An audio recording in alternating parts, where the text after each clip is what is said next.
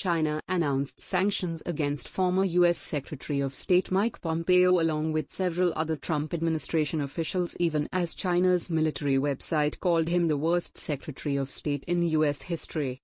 The sanctioned individuals number 28 who have seriously violated China's sovereignty and who have been mainly responsible for a series of crazy U.S. moves on China-related issues, a foreign ministry spokesperson announced on Thursday.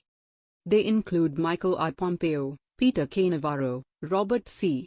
O'Brien, David R. Stilwell, Matthew Pottinger, Alex M. Azar II, Keith J. Krach, and Shelley D. K. Kraft of the Trump administration, as well as John R. Bolton and Stephen K. Bannon.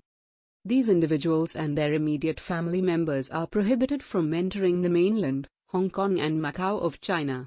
They and companies and institutions associated with them are also restricted from doing business with China, the spokesperson said. Goodbye and good riddance to Mike Pompeo, the worst Secretary of State in U.S. history, an article in state-owned news.cctv.com said.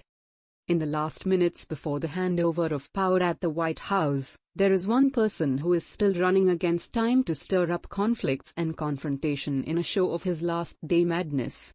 It is Pompeo, the outgoing U.S. Secretary of State who prides himself on lying, cheating, and stealing.